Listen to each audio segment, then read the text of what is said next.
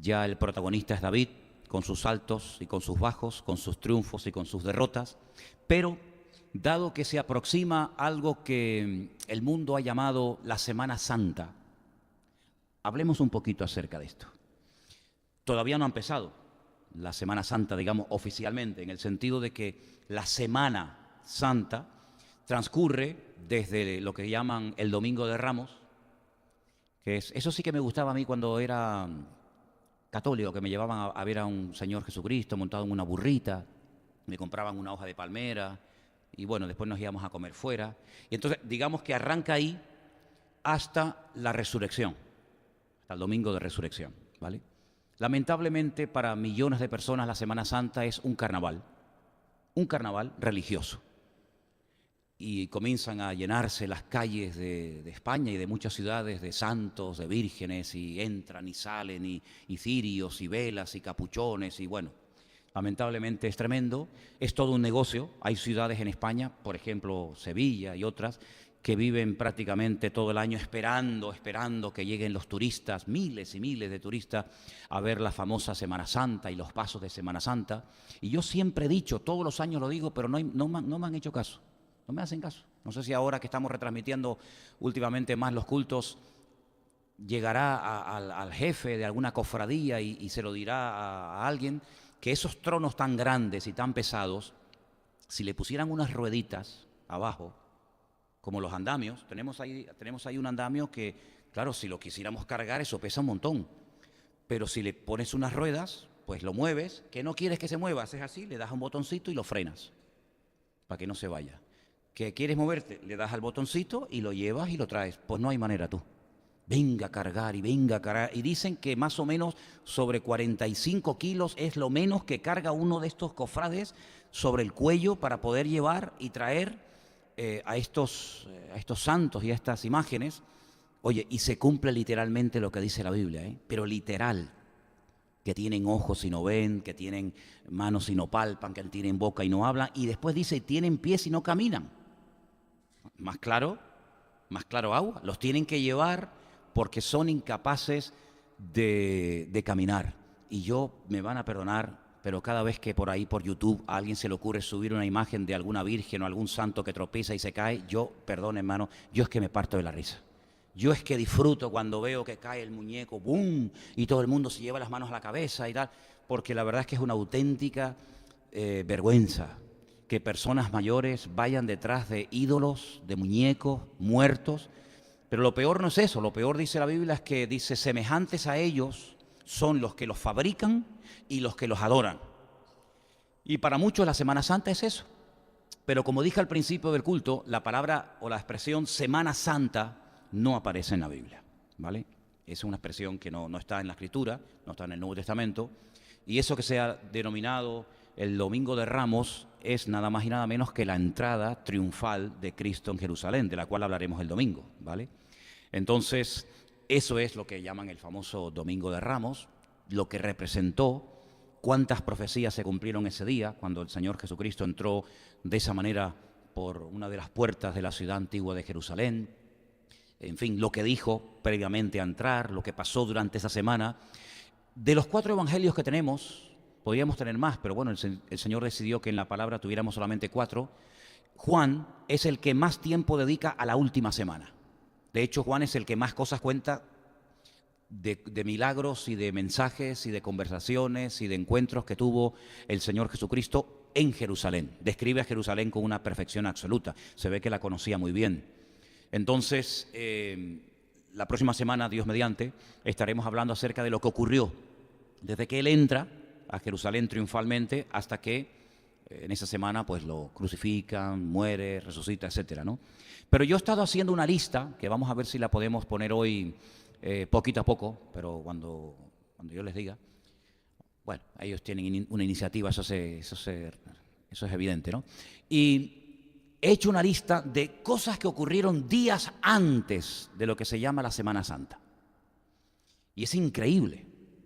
Vuelvo otra vez a decirle que en el Evangelio según San Juan encontramos cosas muy, pero que muy interesantes de lo que ocurrió días, horas, incluso antes de que Él entrara triunfalmente en Jerusalén. Vamos a poner esa lista. Por ejemplo, En el capítulo 11 del Evangelio según San Juan, encontramos la resurrección de Lázaro. Lázaro vivía muy cerca de Jerusalén. Ponme el punto, no voy a leer los capítulos, ¿sí? Vivía muy cerca de Jerusalén y dicen que a raíz de este milagro, no era la primera vez que Cristo resucitaba un muerto, ya había resucitado otros.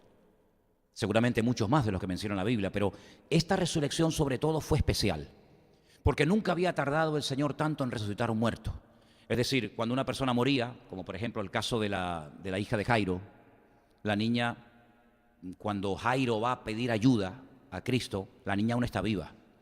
Pero en el camino le llega la noticia de, mira, no molestes más al maestro porque la niña acaba de morir. Es decir, que cuando Cristo entra a la casa de Jairo, la niña aún está caliente, está recién muerta.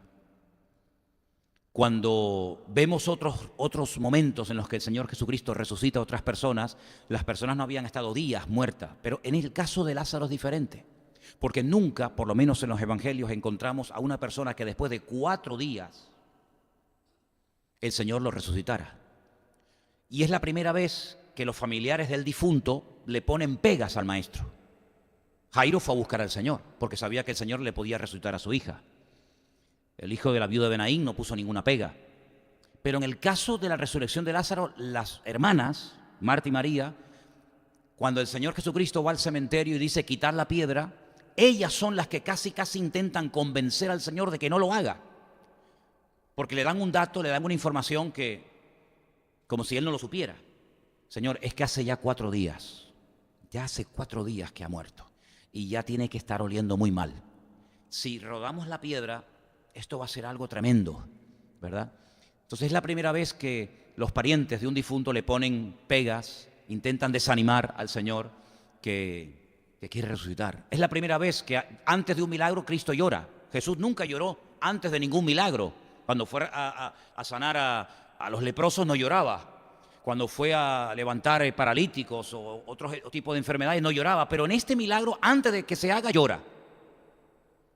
Y es la primera vez que vemos que ora o hace una pequeña oración, da una pequeña frase antes de producirse el milagro. Bueno, más que una petición, fue una acción de gracia, ¿no? Dijo, Padre, gracias te doy porque sé que siempre me oyes. Y ahí se produce el milagro. Dice que a raíz de ese milagro, que fue días antes de la entrada triunfal de Cristo en Jerusalén, ya sí o sí los judíos dijeron, ya está, ya no podemos soportar más. Esto va más y a más y a más y ya está bien. Dice que a raíz de esa resurrección ya decidieron los judíos buscar la forma, buscar la manera de matarlo, pero también me llama la atención, si ustedes leen el capítulo 11 de Juan, que dice que también querían matar a Lázaro. ¿Y por qué será? Pues hombre, pues porque Lázaro, viendo a Lázaro no puede decir, no, es mentira. Y ahí está. No es mentira. Entonces hay que matar también a Lázaro porque es la evidencia de que el Señor Jesucristo resucitó. Y es la primera vez que Cristo se conmueve en sus entrañas, como que llora ante la realidad de lo que Él sabe que le va a ocurrir. Porque ahora Él está sacando a Lázaro de la tumba, pero Él sabe que en esa semana Él va a estar dentro de una tumba totalmente muerto. Entonces como que ante la realidad de lo que se le viene encima, Cristo se conmueve y ese es un milagro que ocurre días antes de que Él entre triunfalmente en Jerusalén. A raíz de ese milagro, en una casa, en la casa de Marta y de María y de Lázaro, ya estamos en el capítulo 12 de San Juan, una de las hermanas va y lo unge. Una de las costumbres en aquellos tiempos es que cuando entraba una persona a la casa, se le ungía con un poquito de perfume. En fin, saben que la gente venía sudando, se le lavaba los pies, se le daba un beso de bienvenida, se le ponía agua, se le ponía comida delante. Incluso había algunos esclavos que eran del escalafón más bajo, que estaban simplemente atendiendo a los que venían de camino, ¿verdad? A los peregrinos o a los que se le iba a dar hospedaje. Y dice que una de las hermanas del difunto, de Lázaro, pues dice que unge sus pies con un perfume que uno de sus discípulos calculó que aproximadamente aquello costaría como unos 300 denarios. 300 denarios es aproximadamente un año de trabajo. porque si ustedes ven en los evangelios, cuando van aquellos labradores a trabajar a la viña, que van por un día de trabajo, dice que el contrato era un denario. Un día de trabajo, un denario. Era lo que se estipulaba generalmente, ¿no? Entonces, si un día de trabajo es un denario y ese perfume valía aproximadamente 300 denarios, pues estamos hablando casi de un año de trabajo. ¿Para qué tenía tanto perfume guardado esa mujer? Porque parece que era soltera. La Biblia no nos habla de que Marta y María estuvieran casadas. Bueno, las mujeres judías a lo largo de los años iban guardando ciertos y determinados perfumes para el día de la boda. Se ve que a lo mejor no se ponía nunca colonia ni perfumes, pero claro, ya el día de la boda, la noche de bodas, pues tenían que perfumarse porque si no aquello, pues, en fin. Lo guardaban especialmente para eso, pero en el caso de ellas, como no eran casadas, lo guardaban para el día de su sepultura. Y entonces le ponían todas esas especies aromáticas, todos esos ungüentos, como le pusieron a Cristo, un poco para amortiguar un poco el olor desagradable de la descomposición del cuerpo, ¿verdad? Y esta mujer renunció a ese perfume que lo tenía en un vaso de alabastro y que a Judas le molestó que derramara toda la cantidad sobre el cuerpo de Jesús. Porque dice que no solamente perfumó al maestro, sino que toda la casa se llenó del olor del perfume, ¿verdad? Y ese acto, esa unción, ese acto de agradecimiento por haber resucitado nada más y nada menos que a su hermano, pues se produce también días antes de la entrada triunfal de Cristo en Jerusalén. Y esto que estoy hablando, la resurrección de Lázaro, cómo se derrama el perfume de nardo puro sobre los pies del maestro, solamente lo cuenta Juan, sino ni Mateo, ni Marcos, ni Lucas te habla. Lo que sí hablan los cuatro, y el domingo lo veremos, es de la entrada triunfal de Cristo. La entrada triunfal de Cristo en Jerusalén la cuentan los cuatro evangelios, Mateo, Marcos, Lucas y Juan. Pero esto que estoy diciendo ahora, solamente Juan. Bueno, pues hay también en esos días previos a la entrada triunfal de Cristo en Jerusalén una profecía que Cristo lanza, y es el anuncio de su muerte. Él dice, vamos a Jerusalén y esta vez no va a ser como otras veces. Se calcula por los evangelios que Cristo habrá subido a Jerusalén con sus discípulos 3, tal vez 4 veces a celebrar las fiestas, ¿vale? Eso no quiere decir que a lo largo del año no pudiera subir, pero que subiera a celebrar una de las fiestas, concretamente la fiesta de la Pascua, como aproximadamente 4 veces. Entonces, bueno, si empezó su ministerio con 30 años y sube 3 o 4 veces, pues ya más o menos te haces una idea de la edad que él podía tener cuando el Señor muere, ¿vale? Porque el Señor decidió morir, porque Él es el único que pudo decidir cuándo iba a morir. Tú y yo no podemos decidir eso. Dicen, los judíos dicen en el Talmud que hay 3 cosas, lo llaman 3 llaves, que Dios no le dio al hombre. La llave de su nacimiento, la llave de su muerte y la llave de la lluvia. Si el hombre no puede hacer que caiga la lluvia cuando quiera, ¿no? Y el Señor Jesucristo sí decidió dónde iba a morir y cómo iba a morir y cuándo iba a morir. Y Él, cuando sube a Jerusalén, esa vez dice que va a ser la última, porque va a ser prendido por los judíos, lo van a crucificar y todas las profecías se van a cumplir. En esa semana, en esa última semana de la vida de Cristo, se cumplieron más profecías que durante toda su vida. Algunas se cumplieron el día de su nacimiento, pero la mayor parte de las profecías escritas por los profetas del Antiguo Testamento sobre Cristo se cumplieron en la última semana. Por eso la última semana de la vida de Cristo es muy, muy interesante, porque hay profecías que se cumplen en esa semana que no se habían cumplido en ningún otro momento. Así que Él anuncia su muerte. Los discípulos seguramente se quedan sorprendidos diciendo, ahí va, ¿no vamos a volver a nuestras casas? ¿No vamos a volver después de la fiesta de la Pascua y volveremos otra vez? El Señor les lanzó esta noticia, este jarro de agua fría, y se quedaron sorprendidos. Y es la primera vez, por lo menos es lo que nos cuentan los evangelios, en la que vemos a Cristo lavándole los pies a sus discípulos. Pedro se negaba, sabéis que Pedro dijo, no, a mí no me lava los pies. Y el Señor le dijo, ¿no? ¿No quieres que te lave los pies? Pues si no te lavo los pies, tú no tienes parte conmigo. Y entonces, como Pedro era muy impulsivo, dice, no, si no voy a tener parte contigo, lávame todo, de la cabeza a los pies. Entonces, ese lavamiento de los pies, que está en Juan capítulo 13, ¿vale? Se cumple antes de la entrada triunfal de Cristo en Jerusalén. Pero hay dos profecías más que Él las da antes de subir a Jerusalén. La primera, ¿cuál era? Vamos a subir y me van a crucificar. La segunda es la traición de Judas. Dice, uno de vosotros me va a traicionar. Uno de vosotros me va a vender. Y esto no se escribió después de que ocurriera, sino antes. Pero esto que Él dice, de que un discípulo le va a traicionar, también estaba escrito. Incluso, fíjate tú, hasta la cantidad de monedas que le darían a Judas. Es una cosa, ¿cómo podía saber un hombre del Antiguo Testamento, antes del nacimiento de Cristo, cuántas monedas le iban a dar a Judas por vender al Señor? Eso tuvo que ser evidentemente una revelación del Espíritu de Dios sobre esa vida, porque es imposible que ese detalle se pudiera saber. Bueno, pues exactamente por ese número de monedas fue vendido el Señor Jesucristo. Así que Él anuncia la traición de Judas. Claro, nosotros sabemos, porque ya miramos hacia atrás, que el traidor, ¿quién fue?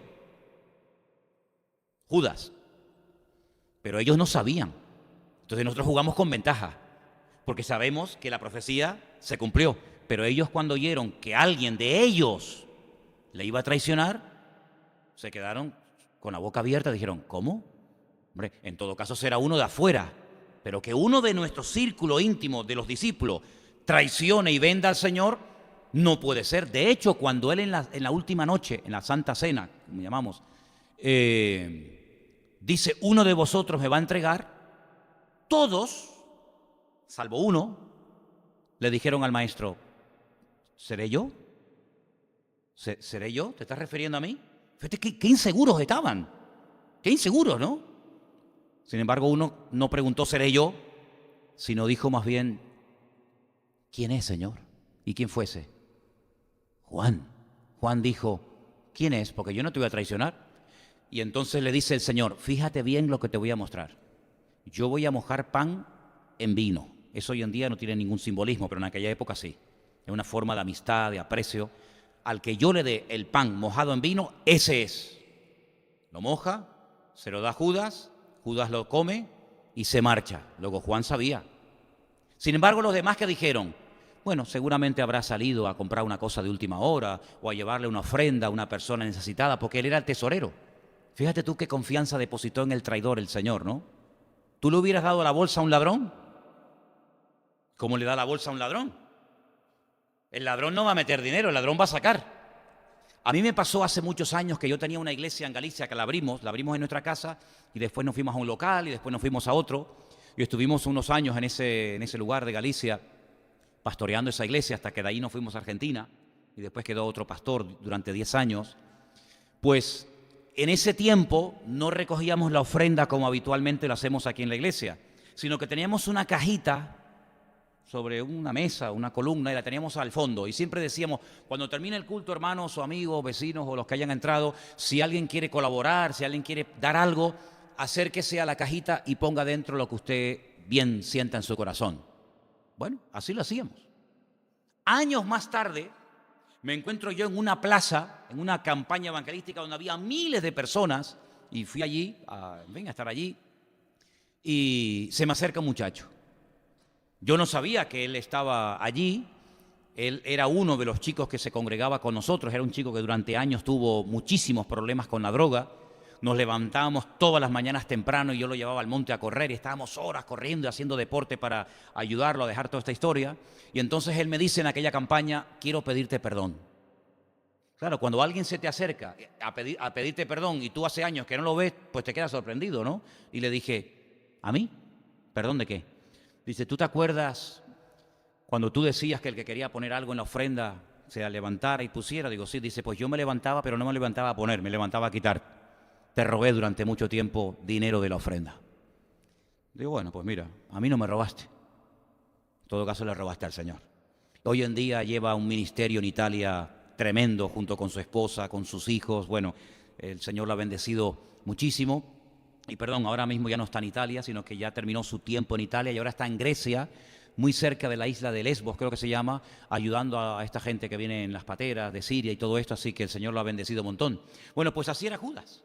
Judas era uno de los discípulos de Cristo y era el tesorero.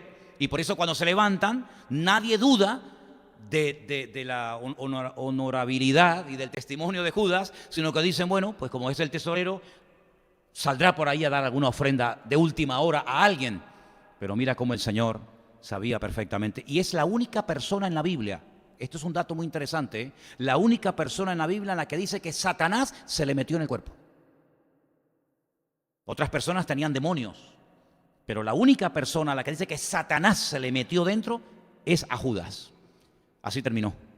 Así terminó. Y hay un campo en Israel, a las afueras de Jerusalén, donde dice la tradición que Judas se ahorcó, y es un campo que está pelado. No crece, hermano, ni la hierba. Está seco, y en aquel lugar fue donde este hombre se ahorcó. Pues eso que Judas hizo estaba escrito en el Antiguo Testamento y el Señor lo cita y lo recuerda. Pero hay otra profecía que también dio días antes de entrar en Jerusalén, y es la negación del apóstol Pedro. Y ahora sí quiero llevarles a Lucas, aunque esto se cuenta en Juan 13, pero quiero llevarles a Lucas capítulo 22, verso 31. Miren qué interesante lo que ahí dice. Me llamó la atención porque Lucas habla de algo que tiene que ver con la negación de Pedro. Repito, Lucas 22, versículos del 31 en adelante, dice así: le dijo también el Señor: Simón, Simón, he aquí Satanás os ha pedido, no a Pedro solamente, a todo el grupo, os ha pedido para zarandearos como a trigo. ¿Cuándo fue eso? ¿Tú te acuerdas cuando Satanás fue y le dijo a Cristo: quiero zarandear, destruir a tus discípulos? No lo sabemos. Ahí nos está revelando algo el Señor, que se ve que en aquellas largas vigilias y tiempos de oración, pues le ocurrió, pero que si Él no lo cuenta, ni sabríamos eso. Es decir, que cuando los discípulos son dispersados y cuando Pedro es sacudido de una forma tremenda, eso no era producto de la casualidad. Ahí había un conflicto, había una batalla espiritual tremenda. Y Satanás dice, os ha pedido, es decir, le pide permiso Satanás a Cristo. Qué bonito, ¿no? Es decir, que el diablo no puede hacer lo que le da la gana. Señor, tú me das permiso para... Y el Señor se ve que se lo dio. Os ha pedido para zarandearos como al trigo. Verso 32. Pero yo he rogado por ti, especialmente por él, que tu fe no falte. Y tú, una vez vuelto, confirma. Esa palabra está mal traducida. Es como una vez que te hayas restaurado, una vez que yo te haya restaurado, vuelve y anima a tus hermanos con tu restauración. ¿Vale? Porque un caído, ¿qué confirmación me va a dar a mí uno que ha caído y ha apostatado de la fe? Entonces, una vez que estés restaurado, una vez que yo te haya levantado, vuelve a tus hermanos y confórtalos con tu restauración, con tu testimonio, digamos, ¿vale? Y dijo el Señor, le dijo al Señor: dispuesto estoy. Ya. Menos mal que estaba dispuesto, ¿eh? Si no llega a estar. Señor, estoy dispuesto a ir contigo no solo a la cárcel, sino también a la muerte. Qué bonito, ¿eh? Qué espiritual suena, ¿no? Oye, gracias, Pedro. Te lo agradezco, gracias, hermano. Y le dijo a Pedro, te digo que el gallo no cantará hoy antes que tú niegues 3 veces que me conoces. ¿Se cumplió o no se cumplió la profecía? Ay, amigo, se cumplió, pero bien cumplida, ¿eh? Negó al Señor 3 veces y se desconectó totalmente del Señor, y todo eso el Señor se lo dijo antes de la entrada triunfal. Eso se lo dijo el Señor antes de que ocurriera, para que se preparara. Por eso cuando el Señor te dice algo y te habla el Señor a través de su palabra, toma nota, porque a lo mejor aunque no te esté pasando lo que tú acabas de leer, que te ha impactado y te ha conmovido tanto, toma nota. Yo hace muchos años tuve un sueño, una noche, donde el Señor me decía: por cuanto has confiado en mí, no caerás muerto. Y el Señor me estaba anticipando de que el diablo vino a por mí. En una semana me quiso matar 2 veces. Tuvimos 2 accidentes de tráfico terribles en una semana. En el primero fue muy malo, porque caía un barranco. Salí despedido del coche, no me maté de milagro, y a los pocos días Tuvimos otro accidente, caímos, ahí iba Priscila, me acuerdo que cuando el coche se quedó patas arriba, yo miré y estaba Priscila en el techo del coche sangrando por la boca y nos tuvieron que apuntalar porque caímos ahí a un riachuelo yendo a Santiago. Y cuando el Señor nos dice algo a través de su palabra, oiga, tenlo ahí en tu corazón, prepárate, porque si el Señor me ha dicho a mí que le voy a negar, pero Pedro no se preparó. Pedro parece como que no hizo caso y él seguía que yo no te voy a negar, aunque estos te nieguen, hay un menosprecio hacia los demás, se junta con malas compañías, sigue al Señor de lejos, se calienta en fuego ajeno, en fin, un desastre, hasta que al final cayó. Y por ahí nos viene a la cabeza ahora ese versículo que todos sabemos de memoria, pero que algún día nos tocará, porque claro, lo que sabemos, al que mucho recibe, mucho también se le va a pedir, que el que piense estar firme, ¿ves cómo lo sabes? Mire que no caiga, Cuando alguien dice, no, a mí eso no me va a pasar nunca, es ahí donde te va a venir el ataque. No, yo eso nunca lo haré. Pues mira, basta que lo hayas dicho. Y esto no es cuestión de superstición, por favor. Esto es cuestión de que nuestra confianza no está en nosotros mismos. Nuestra confianza está en el Señor. Porque si no fuera que nuestra vida está en las manos del Señor, tú y yo caeríamos. Pero esta noche mismo, No digas eso, hombre, te lo digo como que me llamo Manolo. Si no fuera por la gracia del Señor, por la cobertura que tenemos, tú y yo, antes de que termine esta semana, la liaríamos. Así que no, es que yo nada. Como tú tengas esa actitud en tu vida de que no, yo no sé qué, eso se llama soberbia, eso se llama orgullo. Yo no me fío de Manolo ni un pelo. Yo de mí no me fío nada. Miserable de mí. Decía Pablo, miserable de mí. Pablo, ¿qué tal? Miserable de mí. ¿Quién me librará de este cuerpo de muerte? ¿Verdad? Por lo tanto, nuestra confianza no está en nuestra edad, en nuestra experiencia, en nuestros títulos, en el tiempo que llevamos en los caminos del Señor, porque gente con más tiempo en los caminos del Señor y mucho más espirituales que tú y que yo han caído.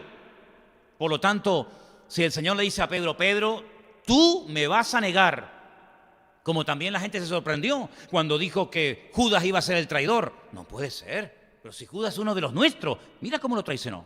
Mira cómo Pedro negó al Señor. Y todo esto el Señor lo está diciendo para que se preparen, ¿verdad? Todo esto. Bueno, gracias al Señor que en ese pasaje que estaba leyendo dice, pero yo he rogado por ti. Gloria a Dios, gloria al Señor. ¿Tú crees que el Señor todos los días ora por nosotros? Yo lo creo, de verdad, Yo creo que el Señor, si está a la diestra de Dios Padre intercede, yo creo que hoy el Señor oró por nosotros.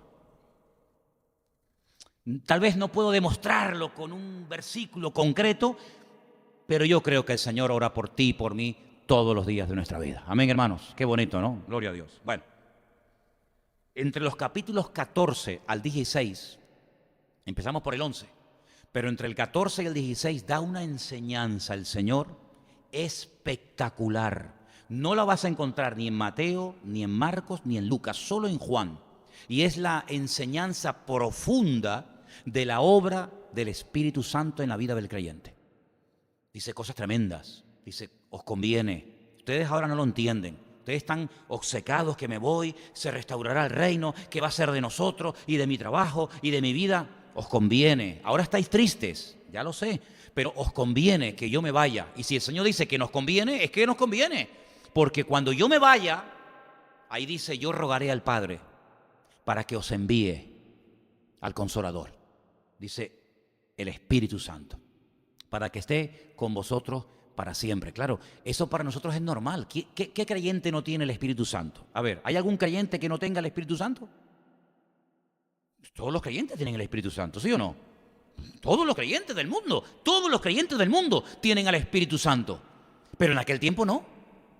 En aquel tiempo no era así. En aquel tiempo eran unos privilegiados, que venía el Espíritu de Dios sobre ellos, ¿verdad? Y hacían proezas y tal, pero no era una cosa generalizada como hoy en día, que somos templo del Espíritu Santo de Dios, el cual mora en nosotros. Por lo tanto, la noticia que le está dando es espectacular. Mira, no hace falta que seas profeta, no hace falta que seas un sumo sacerdote, o que seas un juez o un rey. Ahora yo voy a derramar de mi Espíritu sobre toda carne, ahora va a ser diferente. Antes era exclusivo de unos cuantos. Ahora yo voy al Padre y voy a decir, Padre, mándale el Espíritu a todos. Y entonces cuando Él venga, Él va a hacer algo muy bonito. y es que os va a ampliar la memoria, porque Él os va a recordar todo lo que yo les he dicho. Oye, eso es una pasada, ¿eh? Eso es algo increíble. Ayer fue miércoles. Ayer me reuní con Marcos por la mañana y hablamos de la hermana Carolina. ¿Os acordáis de Carolina, aquella hermana mayor que iba al puerto de la Cruz? Ella está ingresada en un asilo y ha perdido prácticamente toda la memoria, menos las cosas del Señor. Habla del Señor perfectamente, de los versículos de la Biblia. De lo demás ni le preguntes porque no sabe ni con quién está hablando.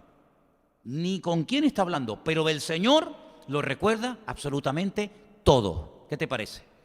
Yo fui a ver, no sé si fue el año pasado o hace unos años, a un hermano en Galicia que también estaba pasando por la misma enfermedad y no recordaba nada. No sabía ni quién era su mujer, ni quién eran sus hijos, ni quién era él, no sabía nada. Pero cuando toqué el tema del Señor, lo recordaba todo. Y ahí se cumple la palabra. Él os recordará todo lo que yo les he enseñado. Por eso, hermano, un consejo. Aprendan, memoricen la palabra de Dios.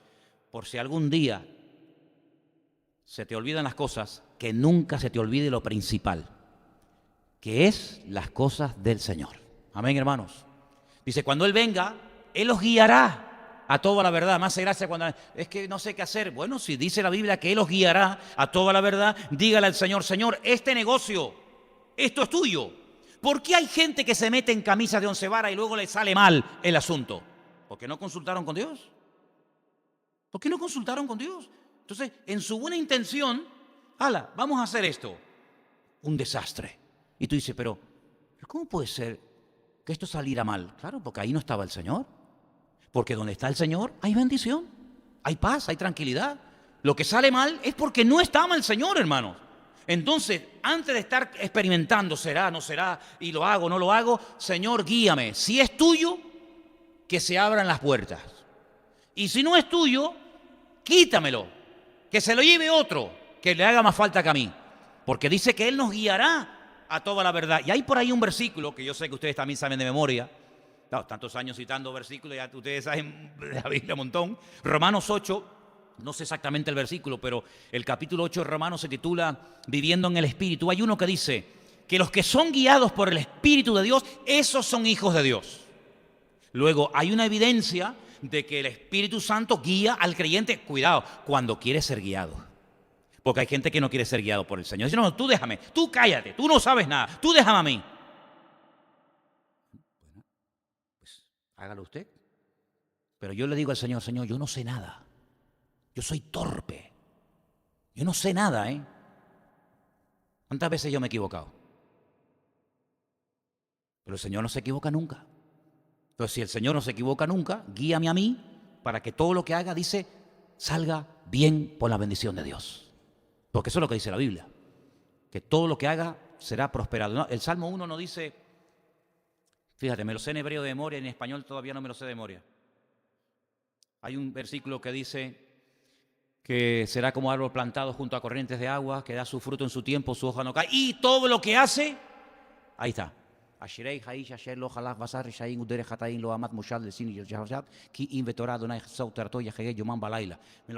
en hebreo y en español me cuesta a veces decirlo. Pero te das cuenta, todo lo que hace, prosperará. Y yo quiero ser de ese grupo de que todo lo que haga salga. Da una enseñanza el Señor sobre el Espíritu Santo espectacular.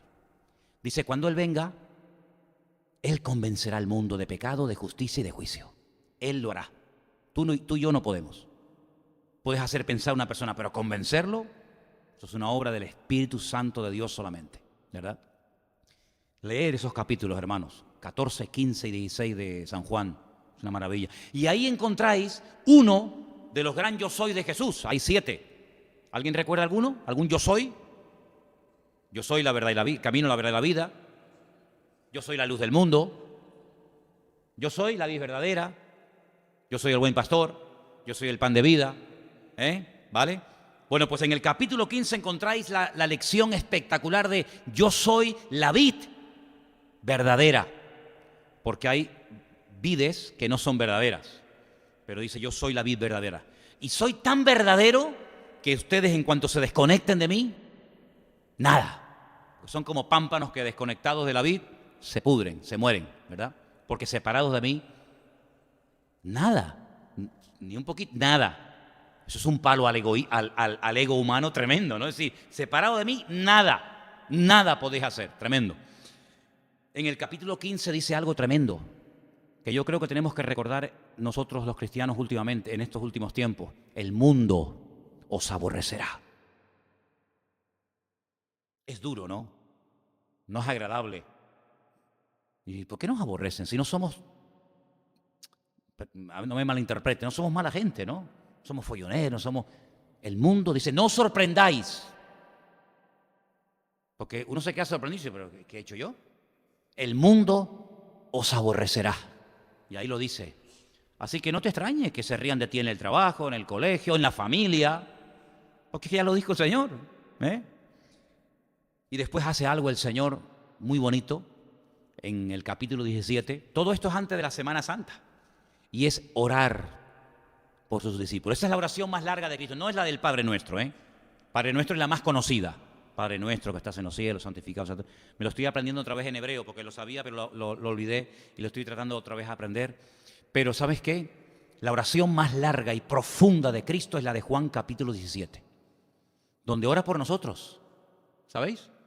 Dice, no solamente te ruego por estos, sino por los que han de creer, futuro, ni habían nacido, los que han de creer a través de esto, ¿no? Si las generaciones se van, pues oró hasta por nosotros. Si oró hace 2000 años, ¿cómo no va a orar cada día por nosotros, verdad? Y todas estas cosas, la resurrección de Lázaro, la unción, la negación de Pedro, de Judas, el mundo nos aborrecerá, el orar por sus discípulos, todo esto ocurre antes de la muerte. Entonces yo digo, Señor no tenía ni un minuto de descanso, estaba todo el día o hablando, orando o haciendo milagros. Esa era la vida de Cristo. No lo he hecho nunca porque me llevaría mucho tiempo. Tal vez tendría que pedir ayuda, a lo mejor con algún programita, a ver si Matías me hace algún día un programita que me ayude a hacer eso. Calcular más o menos cuánto caminó Cristo.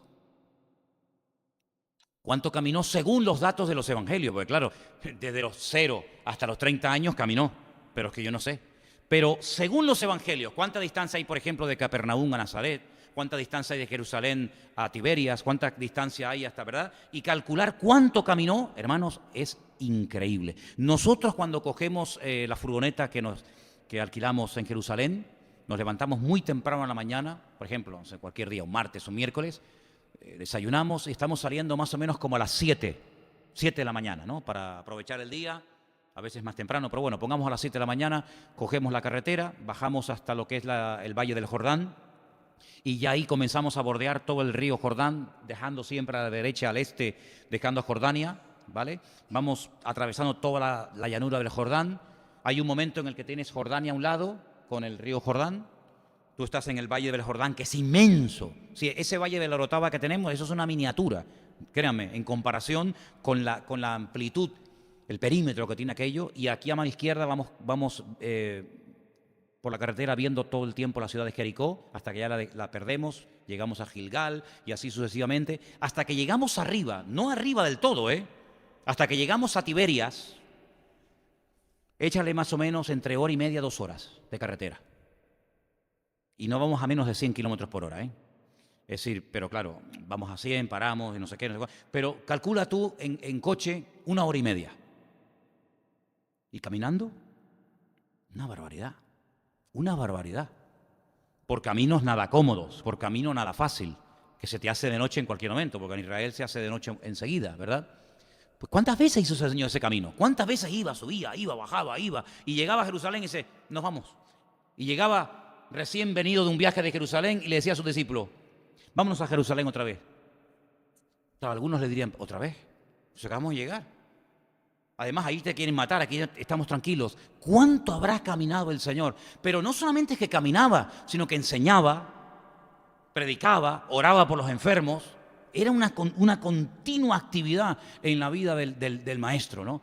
Y todo esto que ocurre, que uno lo lee así muy rápido, pero conversaciones, estudios, enseñanzas, anécdotas tremendas que el Señor daba durante estos largos viajes que hacía, hasta que finalmente entra en la ciudad de Jerusalén sabiendo lo que le va a ocurrir.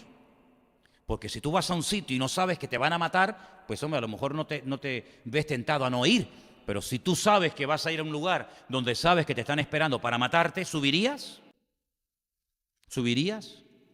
Yo solamente encuentro a 2 personas en la Biblia que, sabiendo lo que les va a pasar, sabiendo que los pueden matar, suben.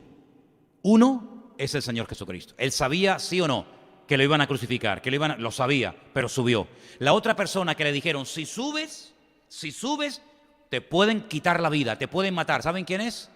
Saulo de Tarso. Cuando llega un profeta llamado Agabo y le dicen, te atarán de pies y de manos, te prenderán, y Pablo dice, no quiero a nadie llorando alrededor de mí, yo estoy dispuesto no solamente a ser atado, sino si hace falta hasta morir. Oye, y nos parece un poco lo que decía Pedro, ¿no? Yo no estoy dispuesto solamente a ir a la cárcel, sino a morir, pero la diferencia es que Pedro confiaba en sí mismo, y la diferencia de Pablo es que estaba totalmente puesta su confianza en el Señor. Y mira qué diferencia tan grande. Subió, lo prendieron, en fin, todos sabemos el resto de la historia. El domingo vamos a hablar acerca de lo que representó en el ministerio de Cristo y en la historia de la humanidad la entrada triunfal de Cristo en Jerusalén. Porque la Biblia habla de 2 animales, escuchen, de 2 animales que durante su ministerio el Señor Jesucristo utilizaría. Uno ya lo usó, un pollino de asno. Es una profecía, como vamos a ver el domingo, que se cumplió cuando Él entra triunfalmente en la ciudad de Jerusalén. Pero no se enteraron de eso en Capernaum. Solamente fue algo muy reducido en aquella ciudad. Pero en el libro del Apocalipsis dice que cuando Él venga, volverá montado en un caballo blanco. Entonces son los 2 animales que Él va a utilizar para entrar en contacto con la humanidad, para entrar en la ciudad de Jerusalén. El pollino de asno en su primera venida, el caballo blanco en su segunda venida, ¿verdad? Como también emplea los 2 animales para representar su primera y segunda venida, el cordero para su muerte y crucifixión, y el león, cuando viene como el león de la tribu de Judá, como rey glorioso y triunfante para poner orden y paz en el mundo, ¿verdad? Y vamos a ver cosas muy interesantes acerca de la entrada triunfal de Cristo en Jerusalén, porque no vemos muchas veces a Cristo llorando en la Escritura. No digo que no lo hiciera, pero yo me ciño a los datos que tengo. Yo veo a Cristo llorando, por ejemplo, como dije antes, en el cementerio donde está Lázaro, su amigo muerto. Pero hay un lugar en Jerusalén donde han construido, hay un famoso arquitecto italiano, Antonio Bertolucci, que es el que construyó en Israel todas las iglesias católicas que tienen que ver con algo de Cristo. Por ejemplo, en la ciudad en Galilea, hizo una iglesia en forma octogonal, una iglesia con 8 caras, porque recuerda el monte donde Cristo dio las 8 bienaventuranzas. Bueno, pues en Jerusalén hay una montañita donde hay una iglesia católica que tiene la forma de una lágrima. Es así, la cúpula muy, muy alargada, como si fuera una lágrima, y todo alrededor representan lágrimas, porque fue el lugar donde Cristo se detuvo y dice que lloró. Lloró y dijo, Jerusalén, Jerusalén. ¿A quién está hablando? ¿Solamente a la ciudad o a lo que representa la ciudad y a sus líderes religiosos, verdad? Que matas a los profetas y apedreas a los que yo te envío. ¿Cómo la ciudad de Jerusalén fue tan cruel con los siervos de Dios, ¿no? Dice, ¿cuántas veces quise juntar a mis hijos como la gallina junta sus polluelos y no quisiste? Y entonces ahí comienza una semana espectacular, llena de cosas que nunca antes habían ocurrido en la vida de Cristo, y ahí se acelera todo. Hasta ese momento el ministerio de Cristo va muy pausadamente, paso a paso, pero en esa semana se revoluciona, se acelera todo, y es una detrás de otra, enseñanzas realmente espectaculares que vamos a compartir de ellas el domingo, Dios mediante. Pero yo lo que quiero, hermano, es que no tengamos durante esta próxima semana esa actitud que cuando yo era pequeño me decían que es la que había que tener, de tristeza, de congoja, de no se podía ver la tele, no se podía jugar, porque preguntaba por qué, me decía, es que el Señor está muerto. La música, eso ya, vamos, ni música, era todo apagado, una cosa tétrica, porque el motivo era que el Señor había muerto. Pero es que en diciembre había nacido, ya en Navidad, en Semana Santa ya estaba muerto. Digo, madre mía, Entonces, era algo tremendo. Nosotros no recordamos, no vamos a recordar esto como una tragedia que nos trae un dolor, sino como una victoria. Porque es como algo, son sentimientos mezclados, ¿no? Por una parte, sí, es verdad, fue dolor, hubo sangre, hubo una tortura, hubo una crucifixión, fue terrible aquello fue algo escandaloso. Pero por otra parte, todo aquello es la señal de nuestra victoria, de nuestra libertad, de nuestra bendición. Porque si no hubiera habido todo aquello, tú y yo no estaríamos esta noche en este lugar, ¿verdad? Y entonces, en esta semana, vamos a recordar estas cosas de una forma especial. Yo les pido que lean en estos días los últimos capítulos de los evangelios, de Mateo, Marcos, de Lucas, de Juan, para que vean todo lo que aconteció, cómo se junta lo político con los romanos y cómo se junta lo religioso, que es una mezcla explosiva.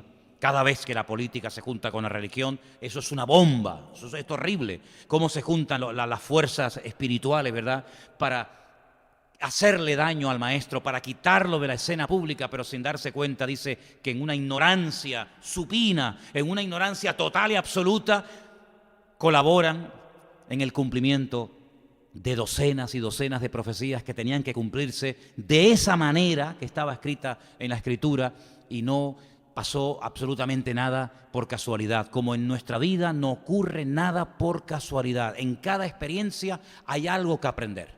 En cada parada que hacía Israel en el desierto, los tenía un tiempito para que aprendieran una lección. ¿La habéis aprendido? Venga, ahora a otro sitio y ahora a otro lugar. Y a veces los llevaba a un lugar que había agua, pero a borbotones, había fuentes de agua, aquello era un oasis, una maravilla.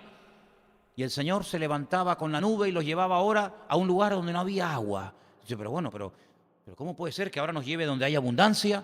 Ahora nos lleve donde hay escasez. Aquí nos sobra agua por todos lados, aquí no tenemos ni una gota de agua, y es el mismo Dios guiándolos a la abundancia o llevándolos a la escasez. Y como dijo Pablo, y termino, para que aprendamos a vivir gozosos y victoriosos en el Señor, en la abundancia y en la escasez, porque la clave está en que todo lo puedo en Cristo, que me fortalece. ¿Cuántos dicen amén? Vamos a orar en esta noche y vamos en estos días a leer estos capítulos, por favor, para tener fresca nuestra mente cuando se prediquen en estos próximos cultos sobre estos temas, y podamos tener en cuenta las cosas que ocurrieron, cómo ocurrieron, con una perfección matemática, porque la palabra de Dios es perfecta, todo se cumple al pie de la letra, y esto nos da una fuerza a los creyentes, decir, la Biblia es la verdad, la palabra de Dios se ha cumplido, y yo me agarro a ella, porque en la palabra de Dios encuentro la palabra, la antorcha, la esperanza, la fortaleza, mi fe, para que podamos vivir en victoria y no caer a un lado ni a otro, sino estar firmes, creciendo en la obra del Señor siempre. Aleluya. Y te damos gracias, Señor, porque en tu palabra vemos que todo se ha cumplido de una forma exquisita, de una forma perfecta, porque tú eres perfecto y tu palabra también lo es.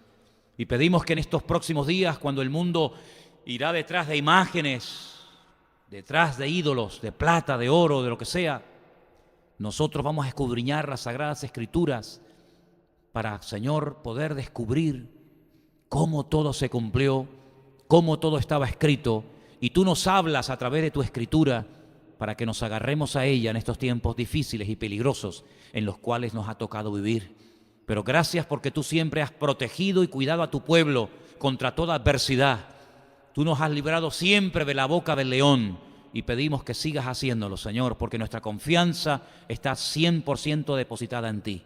Bendice a tu iglesia sobre toda la faz de la tierra y danos, Señor, unos días victoriosos, y que podamos decirle al mundo que nuestro Cristo está vivo, que no hay que sacarlo de paseo porque Él vive y mora en nuestros corazones, que el mundo sepa que nosotros tenemos el gozo de la salvación, porque tú has muerto y resucitado por nosotros, Señor. Recibe toda la gloria y la honra en esta noche, en el bendito nombre de Jesús. Amén.